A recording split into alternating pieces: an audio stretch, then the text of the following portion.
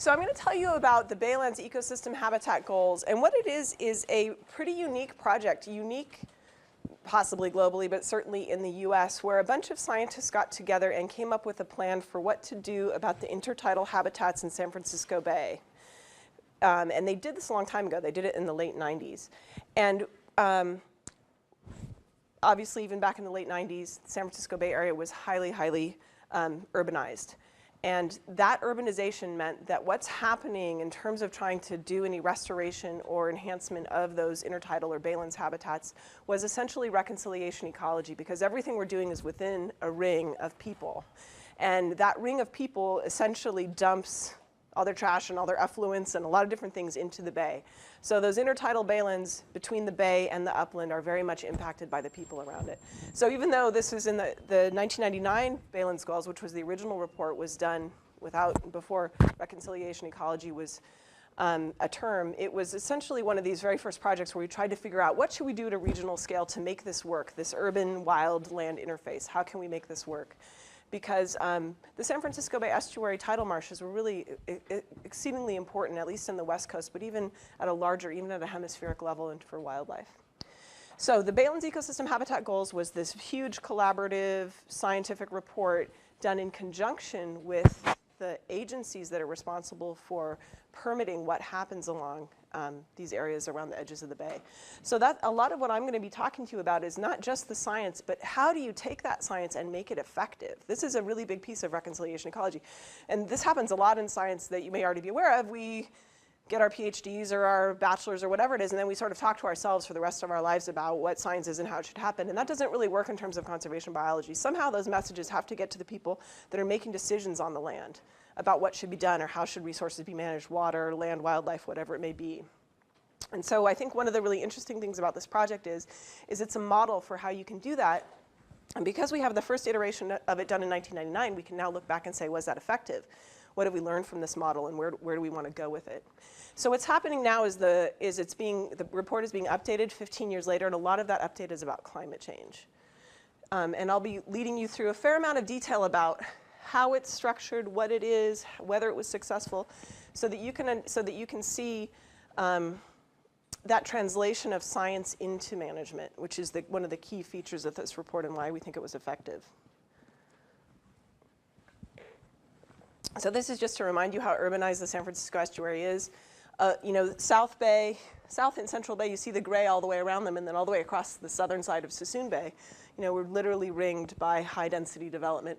And then up here in the Delta, you have a different situation. And I'll talk a little bit about that at the end when we think about how can these lessons from the Bay be translated or learned from, somehow gained from when you think about what's going to happen in the Delta. Okay, so what was this report in 1999? It was very collaborative. Everybody who wanted to be a part of it was invited to be a part of it, and that means it's a little bit slower and there's a little bit more conflict. But you end up with more than 100 people working together to come up with this vision of what should we do with the Baylands. And I'll show you some maps, but by the Baylands we mean the intertidal habitats, which is a lot of tidal marsh, there's some beaches, mud flats, those kind of habitats around the edges of the bay. And just so you know, that's exactly what you've got here in the Delta, or historically what you had in the Delta, although there's definitely some differences, but we're not talking, we're talking about the same estuary, not that different in some ways. It's a science synthesis, so we actually didn't we tried not to let, I wasn't really there, I was in grad school, like many of you are now, but what they tried to do back then was not let a lot of politics influence what came out of it. The idea was to say, what is the best thing we could come up with from science in terms of how we should manage these habitats? The goal was ecosystem health, which is a little bit of a fuzzy term, but it was essentially supporting native wildlife species and communities so they could continue to evolve into the future. So I think that is very in keeping with reconciliation ecology. One of the reasons I think it really worked is it provided a vision, a positive vision of the future. It said, here's where we should go. This is the target we want to hit. And that was a lot easier for people than hearing, here are the problems, here are some things we might do, I'm not sure which one. It said, we have all gotten together and done this really kind of long and difficult process, and here's the target we should hit. And that made it easier for people to go out and say, my project is in keeping with this target, and so you should give me money. And that seemed to actually work for many of the agencies that wanted to put restoration projects in the ground.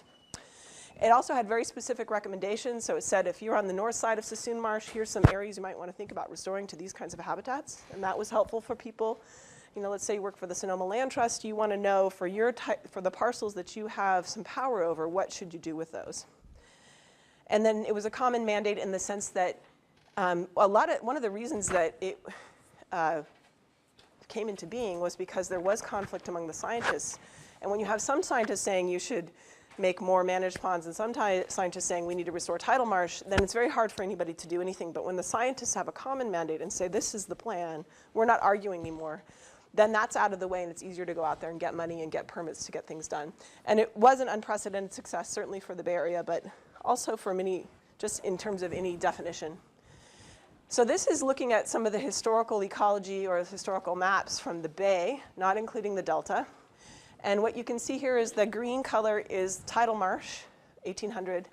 And then in 1997, most of that is gone. And this message that you may have heard by now if you're interested in estuarine ecology at all, this message came from this report. This was the first time that historical ecology was done in the Bay Area as far as I know. I think, actually maybe Brian Atwater done a little before that.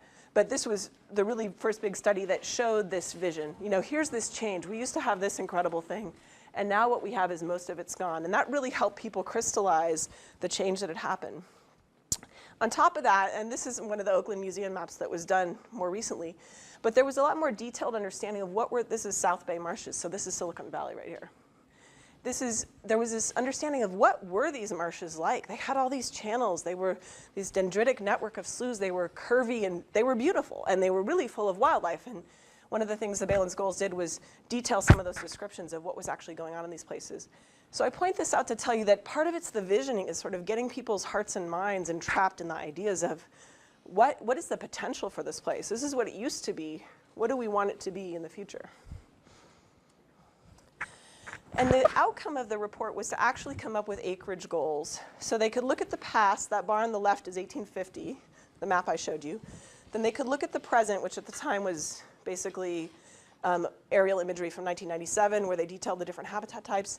And then they could decide what they wanted to do with the future. And those were the Baylands goals. The goals were, how do we want to change the acreage? And the outcome of this essentially was to create 60,000 acres of restored tidal marsh. And that number was just astronomically large compared to what anybody had really thought of before. But it was based on trying to understand what did the native wildlife populations need to be self-sustaining and able to evolve, et cetera, into the future. And a lot of that acreage was to come from reducing the number of managed ponds, which at that time were salt ponds, largely owned by Cargill, and then also by reducing the ag land, mostly in North Bay. Okay, so how did it actually work? It wasn't really fast. It was slow. There was a lot of conflict because, as you probably already know, there's plenty to argue about in science, and so people were trying to work out some of those real conflicts about what do we do. And there still is a conflict between tidal marshes and ponds. So here's an interesting thought that sort of includes the Delta and the Central Valley, really. Is that there used to be a lot of wetlands that are now gone from the Delta and Central Valley. And a lot of migratory waterbirds use those wetlands. When those went away, they started to use these managed ponds, which were created habitats in San Francisco Bay. So those populations became very reliant on these artificial habitats in San Francisco Bay, which themselves were once tidal marsh. So if we want to restore San Francisco Bay to tidal marsh, what happens to all those waterbirds that are now relying on those managed ponds? And this is a real problem that is still being worked out, but at least the Baylands goals came up with a framework that said, this much for marsh, this much for pond. We can keep working this out, but now let's not let that hold up actual restoration projects going into the ground. Okay, so there's the map of 1800, huge change to 1997, and now here we are using imagery from 2009. So here's the new map.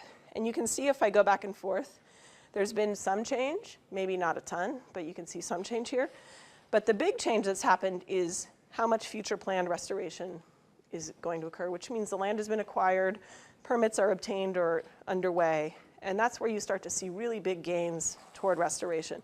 And these are the gains that we don't think would have happened without the Baylands goals. So a lot of this is attributed to the success of that report. So looking at that now in terms of a bar chart, there's our historical 190,000 acres of tidal marsh in green, 1998, the original goals report, 2009 is what we think we have now, and then post-restoration is what will happen if everything goes into the ground that's currently planned. And there's definitely some estimation here, because we don't know what will happen in the future, doesn't include climate change, which is going to be a big factor affecting this.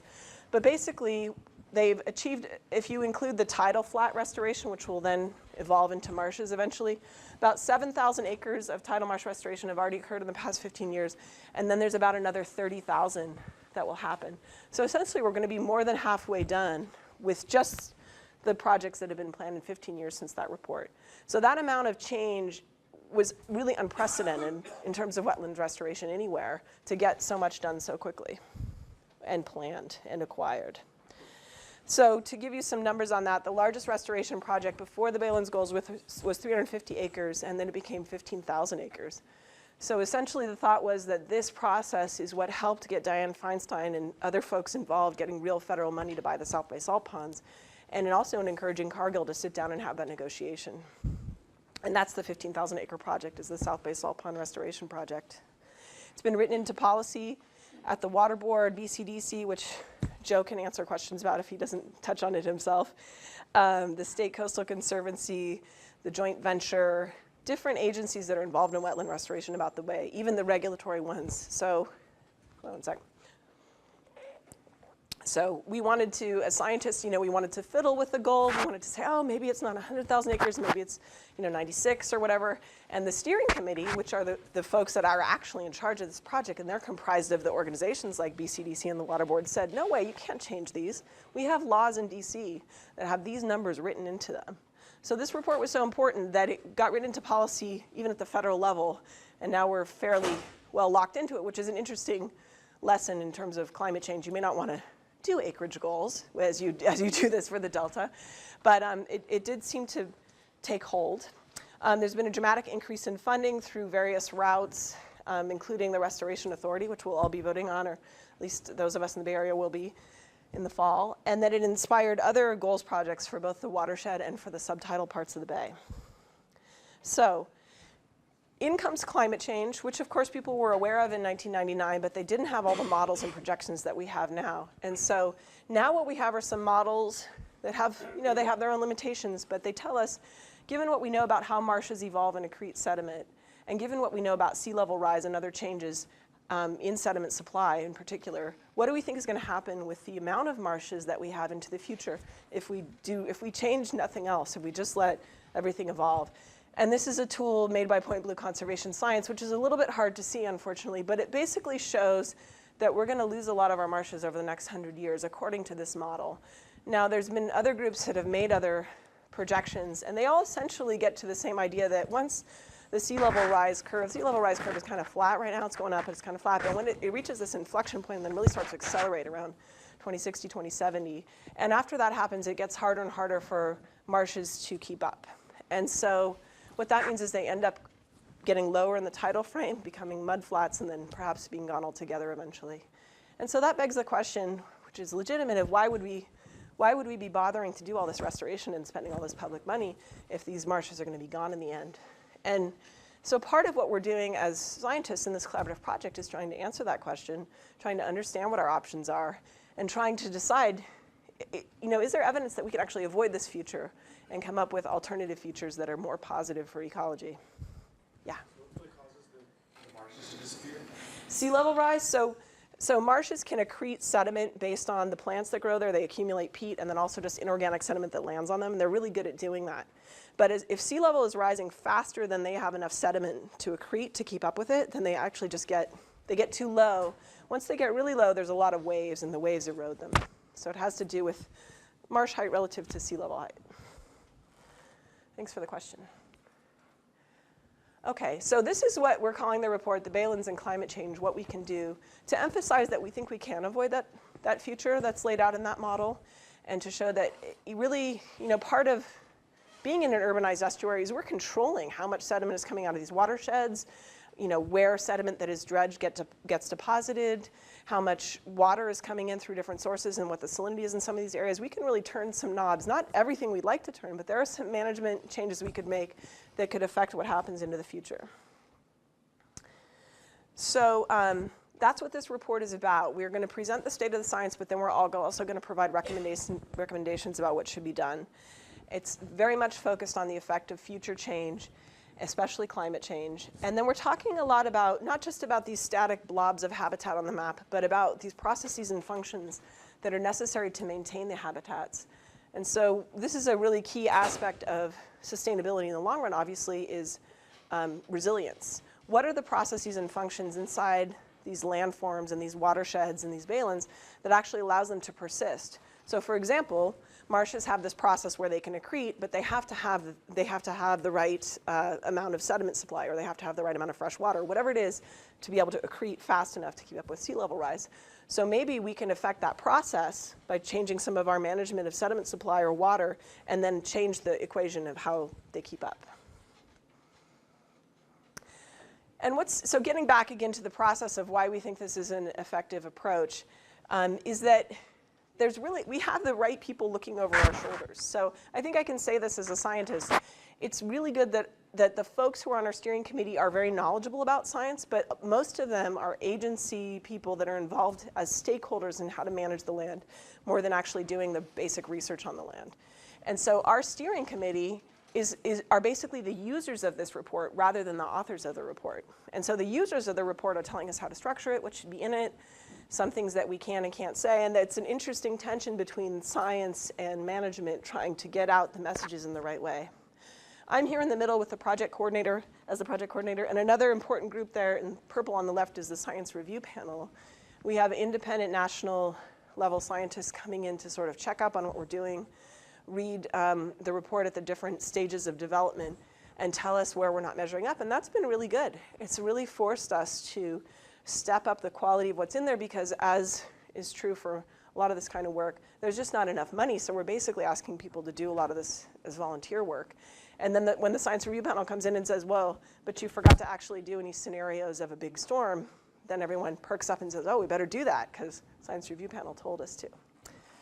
And then inside this box are the people that are actually the engine of the report. This is the between 100 and 150, depending on any given day, scientists that are actually helping out, contributing pieces of their work, editing drafts, and creating the different science chapters for the report.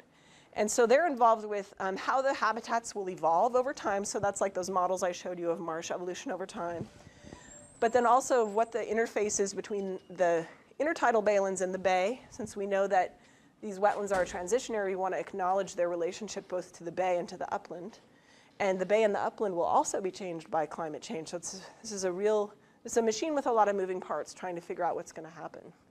So these are the folks about habitat evolution of the intertidal area, of the bay area affecting it, of the upland area affecting it, and that upland area becomes more and more important as our intertidal zone actually migrates up, right? As sea level rises, high tide gets higher, and that's starting to be, so what was once upland is becoming intertidal.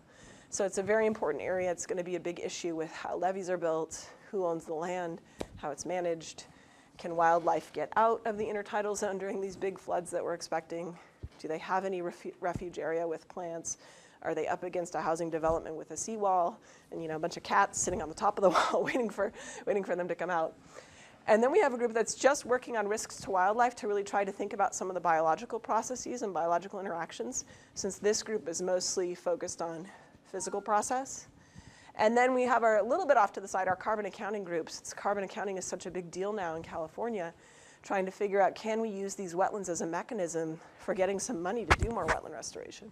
And it's really great because this might be a way that we can get the research done to find out how fast can we actually accrete peat. This is a big deal in the Delta, where you guys have really subsided lands in the Delta.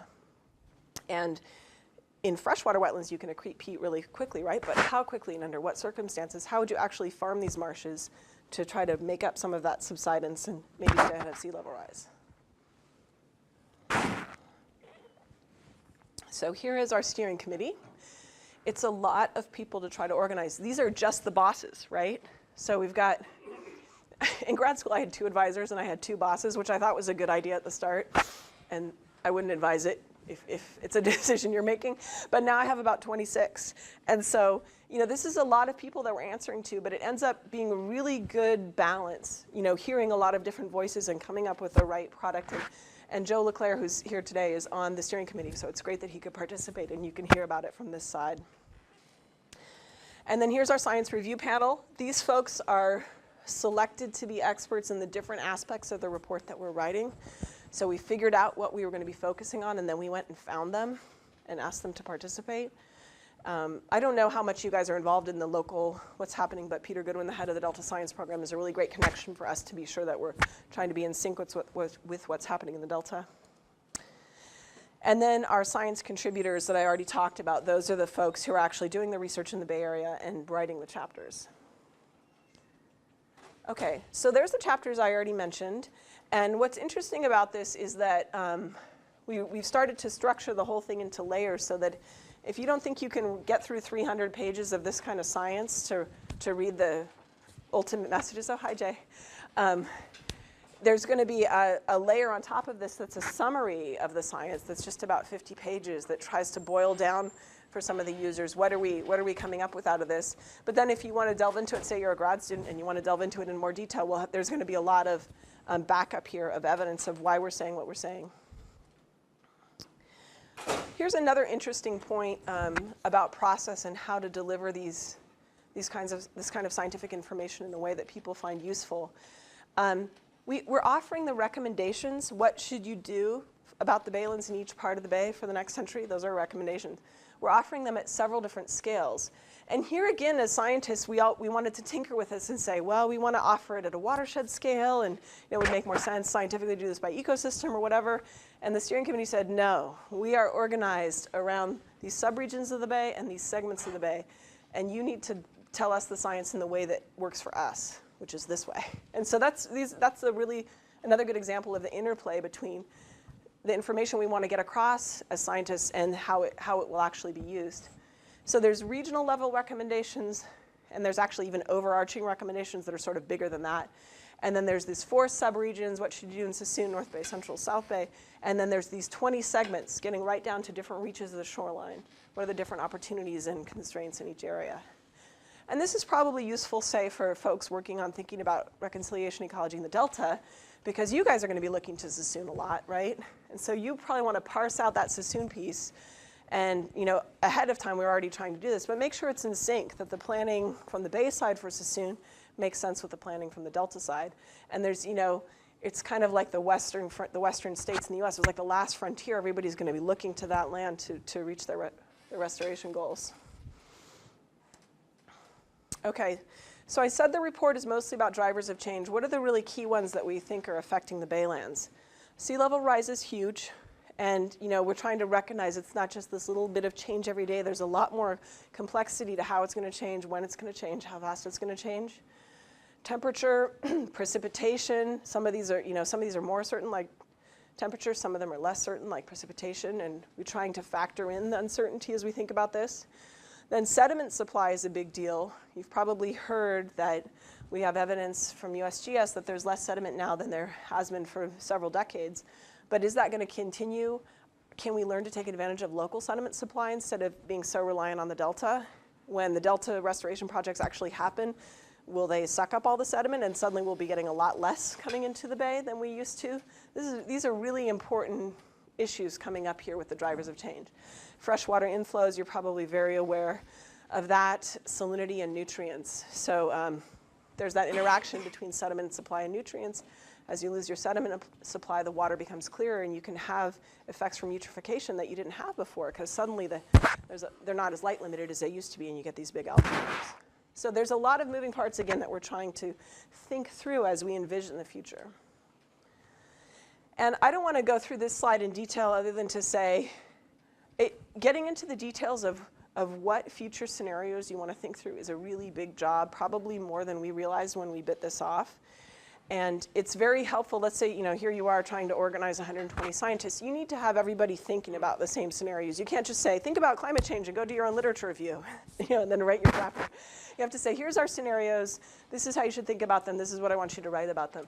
And so we have actually 5 scenarios, and it's already too complex. And we've tried to use cascade projections from USGS and some of the NRC projections for sea level rise that the state agencies of California are required to use. So we're really trying to use the best science and also be in keeping with what agency staff are going to be required to use as they make their choices. But it's very complex and tricky, and it requires resources to to get down to the details that, for example, we have a storm scenario. What would be flooded in this storm scenario? When would it be flooded? How long would it be flooded for? And how high? That's what a clapper biologist wants to know. And that's trying to get down to that level of modeling with the resources we have is essentially impossible. So there's a lot of best professional judgment involved in trying to do this. So yeah, if you get into this, put more of your budget there than you think. But I guess what it is we're saying is we're looking at sort of these long-term projections of sea level rise and other aspects of climate change and how they would affect total quantity of habitat. And then we're also trying to look at event-based scenarios of what if there's this one big flood? What kind of changes would we see in terms of population or geomorphology?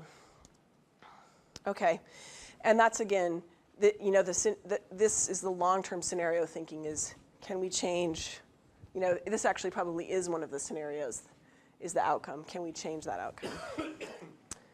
Okay, and I said that in addition to habitats, we're really trying to think about processes and functions. And so the original Baylands goals, it nodded to process and function, but it had goals that were habitat acreages.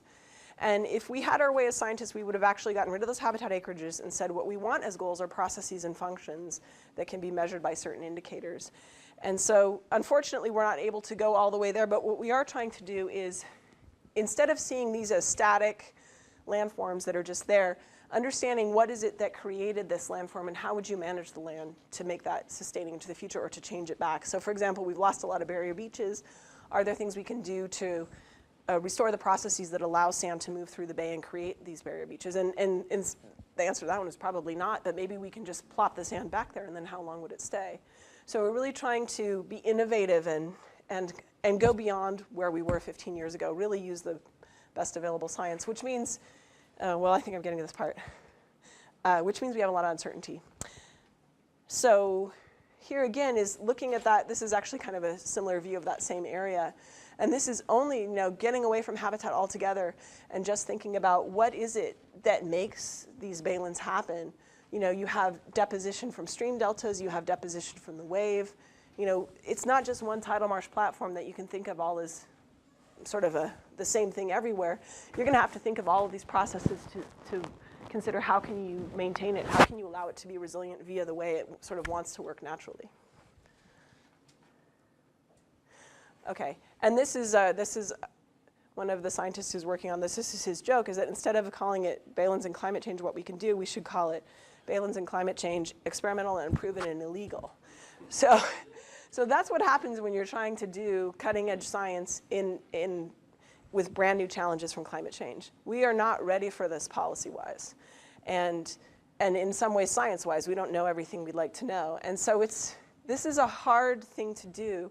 And in addition, then we have these recommendations that are going to say you should do things that you've never tried before. You should spend public money on experimenting with thin layer deposition to allow marshes to accrete more quickly. It's a fine line to walk between best professional judgment and sort of crossing that line between what's too new to be acceptable. And here's just a quick example that I think is pretty intuitive. This is not the best visual, but hopefully you can see that this is an oblique view with a cutaway of the Baylands, and it goes from the deep bay all the way to the upper, and this is the tidal marsh area in here. Now, a lot of those have become diked wetlands or managed ponds, and what we've done with and then there is still some restored or historic marsh, and what we've done with the water that comes off the watersheds is a lot of it's somewhat contaminated nowadays, unfortunately. But what we've done with it is just shunt it between levees, and it just goes straight out into the bay. And that's a good solution for water quality because it gets diluted immediately into the bay. It doesn't go into the back of a wetland where then it could create problems if it's not the cleanest water. But what we think we actually need to do now is restore that more historic condition of having our watershed water, even if it's stormwater or wastewater treatment plant water, whatever that water is, when it's ready to go out into the bay, to have it come into the back of marshes where it can create gradients from freshwater marsh to salt marsh, to brackish marsh to salt marsh like we used to have, so more diversity there. You get more rapid accumulation of peat, and you get this potential refuge area where your animals can get out of salt marsh and into other kinds of marsh and up to slightly higher elevations if they need to, rather than having your marsh just backed up against a levee. And the key thing is that you're getting the sediment that's coming out of the water and your watershed, and you're using it to nourish your marsh instead of dumping it straight out into the bay. Now, it is the historic condition, and it makes a lot of sense, but because we've modified our watershed so much, the hydrology of that water and the quality of that water, as I said, can be problematic. And so this ends up actually being a really big deal, trying to figure out how to do that, something that was the natural condition. Even just getting permits to do that is really hard. So we're in this interesting position of trying to kind of figure out how to engineer the Baylands in some ways back into a more natural state so that they can be resilient, and that involves a lot of new challenges.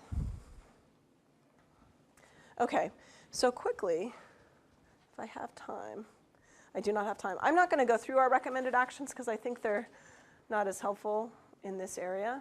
And I just want to say really quickly that I just wanted to show you some differences between the Baylands and the Bay, or the Delta and the Bay, so that you can think about what some of these lessons mean to you as folks living in the Delta or next to the Delta and thinking about the ecology here. For one thing, and this is Alison's work. This big green blob is Alison's work, so you should check out her report. It's great. One thing to think about is, where was the big marsh historically? It was in the Delta. So the Delta is a bigger, marshier area than the Bay. We were much more of a mix of different kinds of open water and habitats, and even we had more mudflat in the Bay. But really, it was the Delta that had more marsh. And in terms of patch size, they were bigger patches than the Bay. The nearest neighbor distances were smaller. So this was a bigger, more connected piece of marsh. And it even had more core area. So really something to think about in terms of our perspectives. When I think about it, when I work in the Delta, this was even more of a marsh than the Bay Area, but there's so little of it left now that we have no reference to work from about what this place used to be like.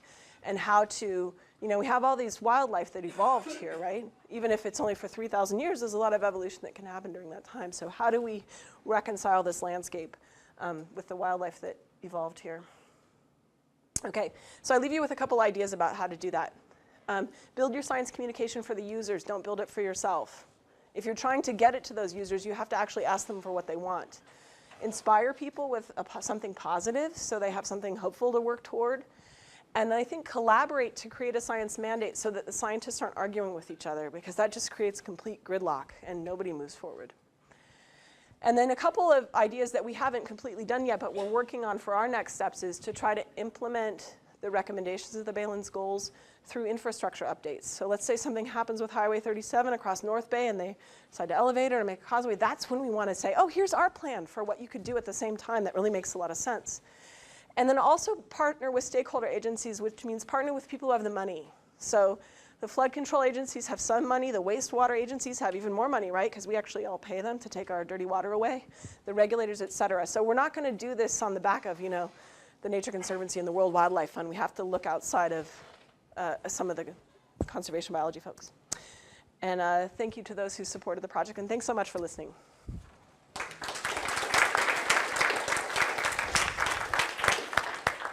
I'm Joe LaClair with San Francisco Bay Conservation and Development Commission. And who knows what BCDC is? There's a handful. OK, well, let me just give you the 10-second version of BCDC. It's the first coastal management agency that was created in the United States. And it was formed because of the haphazard filling of San Francisco Bay.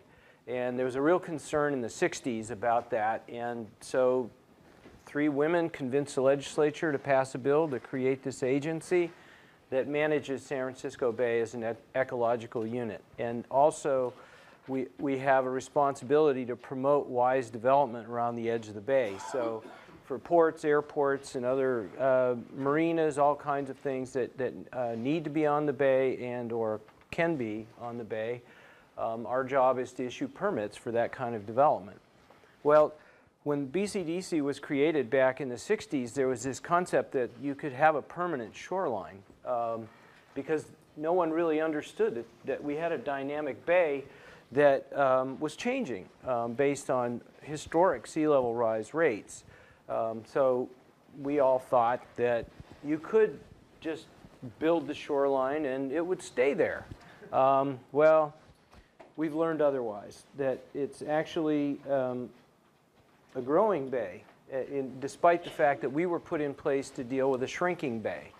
And because of sea level rise, we're going to have flooding issues in San Francisco Bay, including areas that aren't now inundated are going to become inundated. Those that are infrequently inundated are going to be experiencing more frequent, and some of those will become permanently inundated areas. We're going to have longer lasting floods, stronger storms. So there's going to be a variety of things that are going to happen in the Bay, and we need to prepare for that through planning. And the interesting thing about this graph is it shows sea level rise, but it's not a projection, it's history. We know that sea level's been rising in San Francisco Bay because there is a tide gauge at the Golden Gate, and it has measured about 8 inches of sea level rise over the last 100 years. And what we've been told, you heard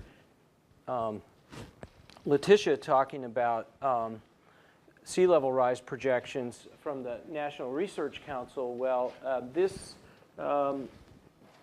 graph shows the Ocean Protection Council projections that were issued in 2011 in that purple band within the middle. And then the National Research Council came up with its projections that broadened the range in terms of what might be possible. However, they did kind of gravitate around some projections that were more in the middle. And most recently, the IPCC's report has projected about a meter of sea level rise that we can count on by the end of the century. And although that many scientists feel that's conservative and it doesn't take into account the variability that we're likely to experience, it's the kind of number that people can wrap their head around. And about a meter, it's about the size of a door. You know, something that people can really understand. And, you know, Letitia mentioned the 100,000 acres, and the scientists didn't want to have the 100,000 acres as a metric. And yet, as a policymaker, those kinds of numbers are really good targets for people to understand and grasp. Before I go on, I wanted to ask really quickly, who's familiar, is everyone in the room familiar with adaptation planning and the difference between adaptation and mitigation?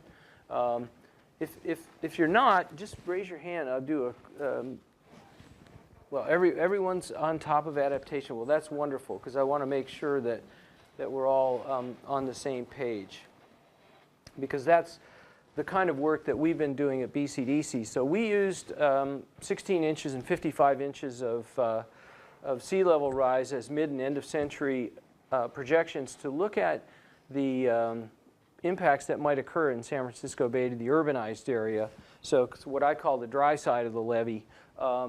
And what we learned was that there was about 280 square miles of land, pretty much the land that we filled over the last 150 years, is vulnerable to sea level rise. And it's $62 billion worth of development, and it affects things like our airports, Oakland and San Francisco, our seaports, almost all of our freeways and rail lines, neighborhoods, and you name it. It will be affected by sea level rise in San Francisco Bay. And so to address that, our commission voted a little over 2 years ago to amend the Bay Plan to update its sea level rise policies to require that projects, including wetland restoration projects, have a strategy. First, that they do a risk assessment to assess what the risks to the project might be from projected science-based sea level rise projection for mid-century. So they have to design to mid-century, and then they have to have an adaptive management strategy for a science-based projection of sea level rise for the end of century. So there's a big change for the folks in the Bay Area in terms of the kinds of planning that they had to do for implementing large projects around San Francisco Bay. While we were spinning up this, or while we were finishing this policy project, we spun up an adaptation planning project to build the tools that would be needed in order to conduct adaptation planning around the Bay. It's not something that we knew how to do, or that local governments in the region knew how to do. So the goal of the project was to increase the preparedness and resiliency of Bay Area communities to sea level rise and other climate change impacts while protecting the ecosystem and community services. So how can we address both what I call the wet and dry sides of the levee together, so that we keep our ecosystem whole and at the same time protect communities? So the objectives of the ART project were, one, to, in a focused area that I'll show you in a minute, assess the vulnerabilities to sea level rise and come up with viable adaptation strategies to address those vulnerabilities. But we also wanted to come up with a recipe or a replicable process that could be used by others, both in the Bay Area and around the country, to conduct this kind of work, because it's new, it's different, and people haven't done it before, and so that we needed to have a proven system for doing it. And so that was an important part of the project, and of course to work with our stakeholders in the area to make sure that whatever we came up with reflected their interests. So the region that we focused on, I don't know if you know the Bay Area very well or not, but it started in Emeryville in the north and extended down to Union City in the south, which is just south of the San Mateo Bridge, Highway 92. So just right around Highway 92 up to where you cross the Bay Bridge to go into San Francisco. That was the shoreline area we focused on. 6 cities, a number of special districts, and we worked at a variety of scales within the subregion. So we looked at sectors. I'll show you the sectors in a minute.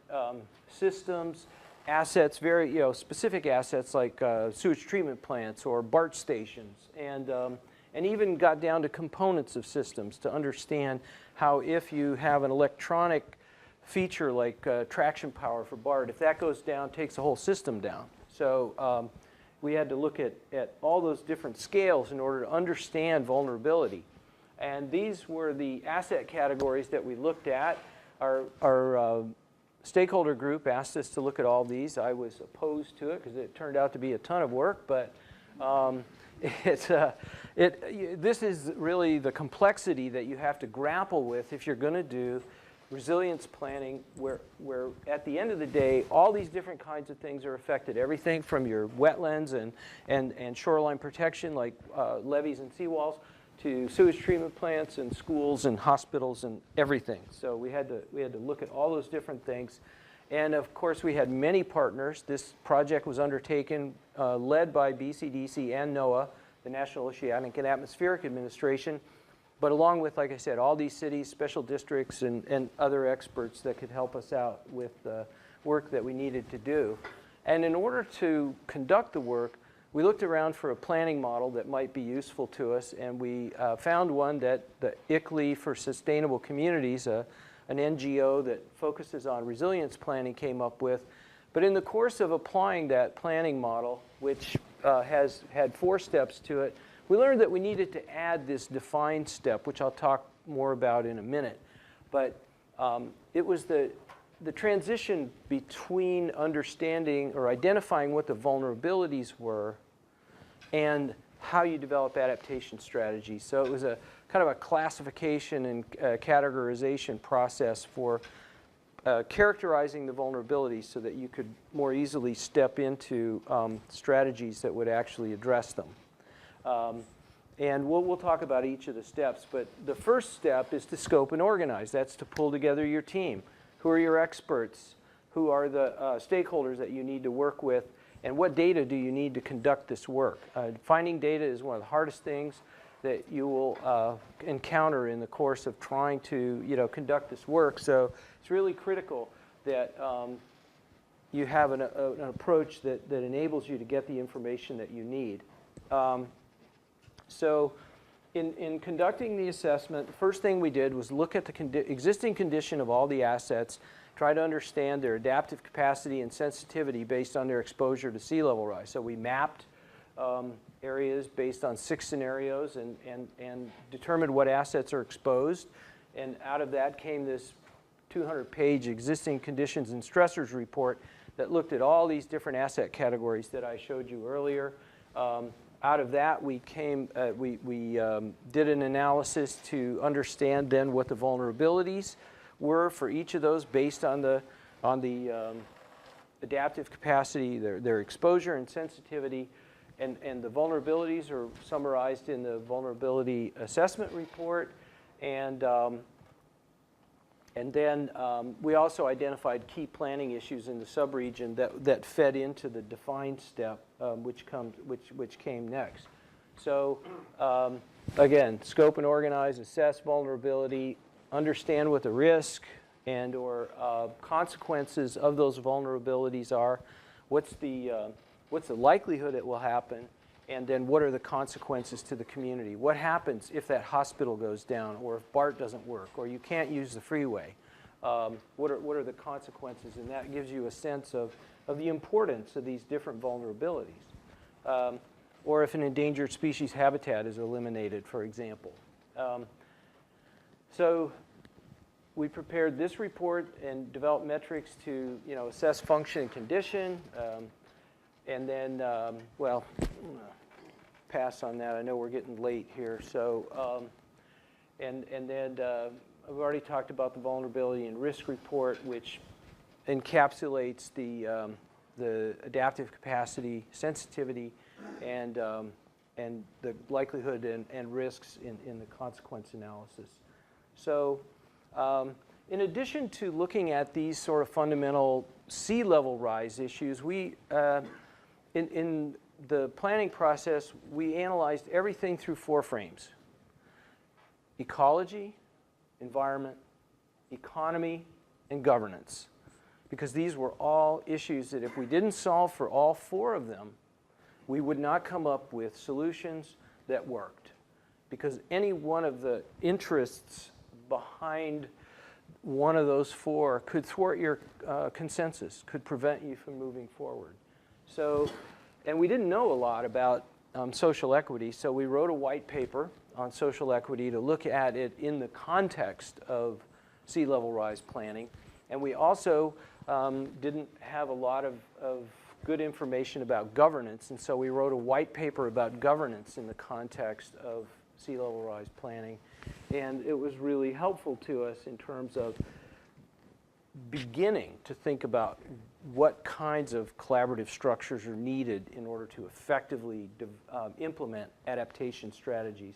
And you heard Letitia talk a lot about collaboration in the context of crafting these Baylands goals. So that's like what I call a big part of our solution is going to be wetland restoration and resilience. But imagine you also have to do the same work on the other side of the levee to really bring people together. And eventually you have to bring both of those universes together to come up with solutions, because they're going to be really expensive and people are going to struggle to pay for them. So in the define step, so moving from this vulnerability, we built this bridge of classifications of the different kinds of vulnerabilities to help understand how you formulate successful adaptation strategies, or I should say viable adaptation strategies. So issues like timing, when do you do it, management control, who are the necessary players in order to implement a strategy, who owns it, who has permitting authority, functional qualities, scale, what are the impacts on people and the economy. These were all factors that led to how we structured and articulated the adaptation strategies. And so what that define step enables you to do is to synthesize those vulnerabilities and risks into a strategy that will work. And there's a report on our website that explains exactly how we did that. So the goal is to connect actions directly to the assessment outcomes. In other words, what did we identify as vulnerabilities? Present a number of possible options, so response options, so it's not just a one-size-fits-all, because that never works. And to characterize actions by type, priority, and implementation and scale. So that gets back to that bridge that I was mentioning before, as to for example, some of the strategies are what are called unlocking strategies, strategies that you have to do first in order to open up a range of other strategies that wouldn't even be possible without that first step. So those are the kinds of steps, strategies that we came up with. And we stayed at the high level. We didn't get down into the weeds to say, build this levee here and that seawall there and restore this wetland. because we're not at that stage yet. We'll be doing, I'll talk about some of that work later. Check on the time, Letitia. I just want to get a sense of. Oh, great. So some of the high-level strategies that we came up with, one of them is to develop a regional sediment management strategy for San Francisco Bay. So this has actually been an objective of BCDC's for a long time. It feeds into the work that Letitia was talking about. It's how we get collaboration going in the Bay around this issue of wetland resilience. And I'd like to report that our executive director, the director of the Bay Planning Coalition, an organization that historically has been antagonistic towards BCDC, the Coastal Conservancy executive director, the director of the Bay Area Council, which is a business organization in the region, and the director of the Silicon Valley Leadership Group, another large business organization in the region, all signed a letter together going back to Washington in December that had a message in it for this, for regional sediment management, for adequate funding for dredging, and to allow the Corps to factor its pricing in such a way that that sediment could be reused, beneficially reused for wetland construction, was something that the Corps should be encouraged to factor into its pricing, which it isn't now. It basically can dismiss that as a strategy because it's expensive. So these kinds of collaborations are taking place, sort of as we speak. Now, getting down to the more specific kinds of strategies we came up with, you may have heard about this with Hurricane Sandy back in New York, but coming up with a plug or something to keep transit tunnels from flooding in an earthquake, or coming up with ways of either retrofitting or quickly managing around vents or other electrical features that might go down and take the transit system down with them. So that's a sense of the range of the type of strategies that we came up with. And one of the things that we made a number of key findings in the context of doing this work, one of which had to do with people and populations, and that different populations have different sensitivities or vulnerabilities to sea level rise, and some have greater than others. And the characteristics of those populations are some that may affect all of us in our lifetime. We tend to think of ourselves always as about 28 and virile and always in good shape. But in reality, as time goes on, things change, and you might be or you might have an injury or something and lose your mobility. So it's important to recognize that not everyone's sort of on the same playing field, and you need to be prepared to help others out. So we've wrapped up the high-level piece of work. Took us 3 years to finish this project. And now we're moving into what we call the ART program, which is to do more detailed work within the sub-region I mentioned to you, from Emeryville down to Union City. So here's two of the focus areas we're working in around the Oakland Airport and Bay Farm Island in Alameda, and the Coliseum area in Oakland. That's one large focus area that we're conducting more detailed studies to come up with more detailed adaptation strategies. Similarly, in Hayward, we're doing the same thing, working with East Bay Park District, City of Hayward, Hayward Area Recreation District. And both of these will involve wetland resilience strategies, but it's kind of getting down into the weeds a little bit more, as well as other projects that we're taking on.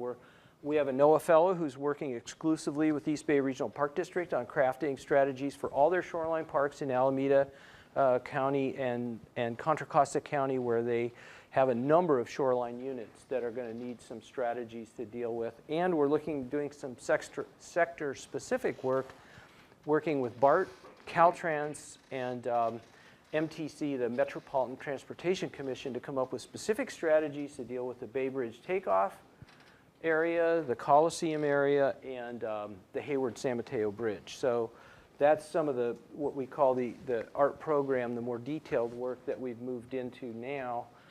In addition, we're providing assistance to a project in southern Marin County, San Francisco's Mission Bay neighborhood near the Giants ballpark, and Capital Corridor rail hotspots. So again, assessing vulnerability, identifying strategies for each of these. And again, all of them involve wetlands in some way. There's no, because they're all on the shoreline. And in addition to that, we're crafting what's called a portfolio that takes, as we said, our objective was to create a replicable process. So the idea is to create print, but primarily web-based materials that people can use to replicate this work in their community, in their region, or someplace else, who knows, maybe in Vietnam. Let's see. Oh, and in addition to that, we're working with ABAG to try and bring earthquake into the mix, because we live in earthquake country, and much of the vulnerable land is filled land. It's liquefiable, if you want to build protection on that liquefiable soil, you damn well better know what's going to happen with that. And one of the things we're concerned about is rising groundwater as hydrostatic pressure in the bay grows. So we need to understand what that's going to be like. So we're working with ABAG on understanding what housing risk is in the region, both to earthquake and sea level rise. We have a regional strategy that we're developing with them and the Coastal Conservancy I'll tell you about in a minute. And then also the partnering with NOAA on the Sentinel site program to try and leverage NOAA's data and monitoring capabilities in the region. And the regional project, the Resilient Shorelines Initiative, is to try and take the art project and apply those lessons learned around the region and develop a regional approach. So we didn't know how to do it, now we do. And our next steps are to try this in other places and perfect it and try to bubble out of it. What are the regional issues that need to be solved at the regional scale? And so our first task, if you will, in this project over the next few years is to continue to do this work that I've just been describing and feed that into our 2017 Sustainable Community Strategy.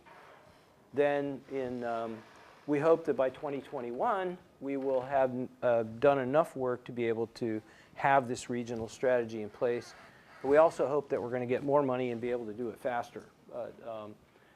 As Rick knows from trying to fund high-speed rail, that's a tall order.